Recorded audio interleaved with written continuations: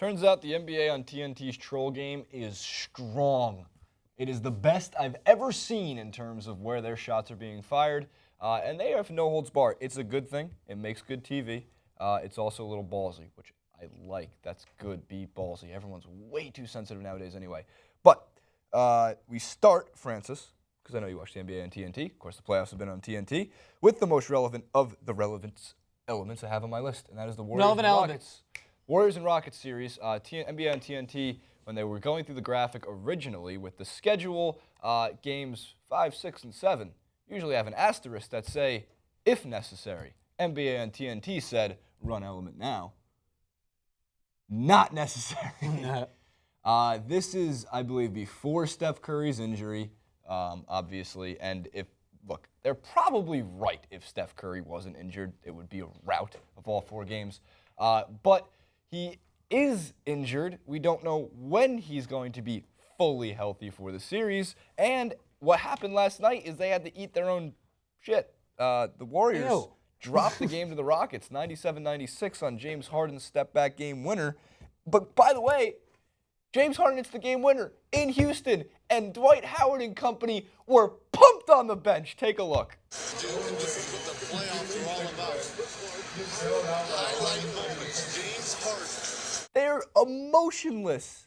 Your best player hits a game winner. You took a game from the best team in the NBA, and you sit there as if you just finished a run of 1930s black and white colored movies. Maybe they were just composed and they expected this to happen. Have you seen NBA benches ever in your life? I've seen a few. People are fainting on the benches. There's nothing better than that, especially college basketball as well, when someone dreams a 3 and they all like hold on to each other. No, it's not happening. But anyway, James Harden, by the way, I know he's not the most liked man, especially in this room. Not by me, not by Jason, which leaves one other candidate, and he's putting his hand up, REP. Dan Keston doesn't like his defensive game. But by the way, his ability to create space last night was fluent. It was a joy to behold, to be honest. He stepped back several times, draining him. It was good. It was good. I just wanted to see more mixing up. I like his celebration. Hands down, one of the best. Mix it up.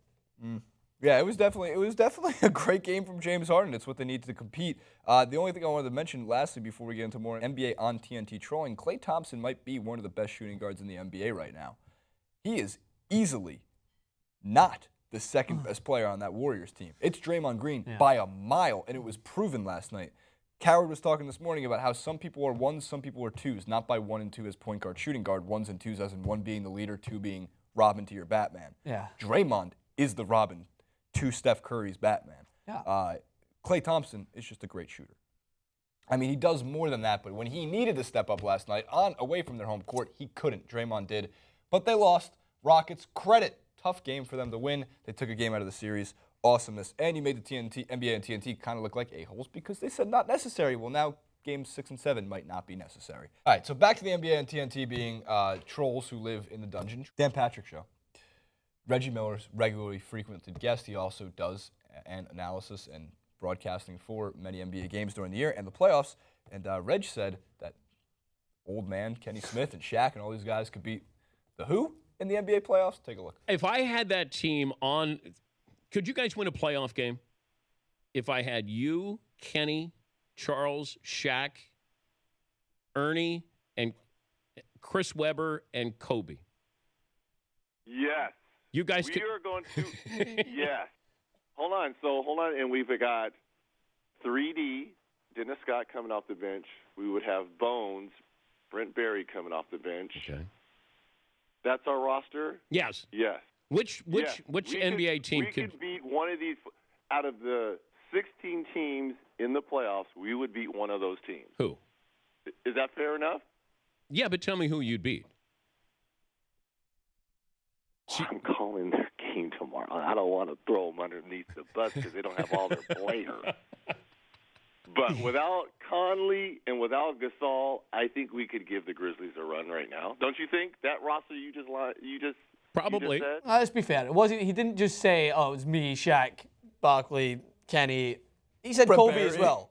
Kobe was throwing. It's like throwing in a guy who's just—he's not fully at the retirement seat. He's not been sitting in the TNT office for that long. So he's not completely out of bounds. It's not like he's saying, oh, these guys are in the broadcasting chair. Debatable. I mean, just saying, like, how many minutes in a game could Shaq play at this point? The guy's back is thrown into 5 different categories. There are 5 series right now that are 2-0. Cavs are up 2-0 on the Detroit Pistons. The Hawks are up 2-0 on the Boston Celtics. I am shocked at that. Actual shock, but that goes back to Boston. The Heat are up 2-0 on Steve Clifford's Charlotte Hornets. Charlotte Hornets head coach Steve Clifford had one of the best press conferences I've ever seen, where he very kindly told all the reporters, "Do you have any idea what you're talking about?"